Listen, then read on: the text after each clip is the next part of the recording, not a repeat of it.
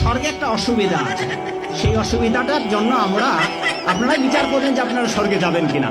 স্বর্গে, সঞ্জয়বাবু, স্বর্গে একটা অসুবিধা আছে, সেটা হচ্ছে কি, যে যেই পরিমাণ আপনার ক্ষুধা লাগবে স্বর্গের দেবতারা এই পরিমাণ আপনাকে খেতে দেবেন। ওখানে সুন্দর সুন্দর পাকা ফল আছে, কিন্তু গাছের ডাল থেকে ছোটে আপনি খেতে পারবেন না। ক্ষুধার ঠেলা আপনি জল খেতে যাবেন, ওই সরোবরে নদীতে যে স্রোতস্বিনী ধারা আছে, ওই জল আপনি হাতে উঠে খেতে পারবেন না। তো ওখানে যারা স্থায়ী দেবতা আছে, ওরা যা খাইতে দেবে আপনার তাই খেতে হবে, ফলে স্বর্গ শান্তি নেই। জান্নাতের সবচেয়ে বড় বিষয়টা কি? আল্লাহ পাককে আমরা এই চোখ দিয়ে দেখতে পাবো। জান্নাত মানে কি? যা ইচ্ছা তাই করতে পারবেন। জান্নাত মানে কি? আপনি চাচ্ছেন আল্লাহ আমি এখন একটা খামর চাই, শরাব আপনার সামনে হাজির, চিন্তা করার সাথে সাথে। জান্নাত মানে কি? আল্লাহ আমি আপনাকে দেখতে চাই, আল্লাহকে আপনি দেখতে পারবেন। জান্নাত মানে কি?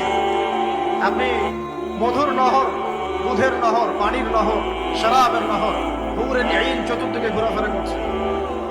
একজন নিম্নমানের জান্নাতি, মানে সবচেয়ে শেষের দিকে যারা জান্নাতে যাবে, তাদের সাথেই দুজন করে হুরে নিন, আহাল পরিবার তো আছেই, গিলমান পানপাত খুলে চারপাশে ঘোরাফেরা।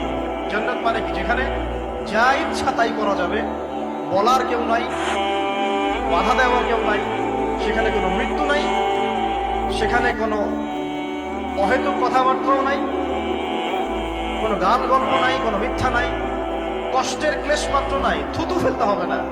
জান্নাত মানে থুতু ফেলতে হবে না। জান্নাত মানে হাঁচি হবে না, নাক ঝাড়তে হবে না। জান্নাত মানে ইস্তেঞ্জা, পেশাব পায়খানা করার টেনশন নাই। মানুষ খাবার খাবে, একটা ঢেকুর তুলবে, বাস খাবার হজম হবে। আর জান্নাতের সবচেয়ে বড় বিষয়টা কি? আল্লাহ পাককে আমরা এই চোখ দিয়ে দেখতে পাবো। তার সমকক্ষ একটা বিষয় হচ্ছে আল্লাহ পাক বলে দিবেন যে আমি তোমাদের সবার উপর সন্তুষ্ট হয়ে গেলাম, যাও কোনোদিন অসন্তুষ্ট হবে।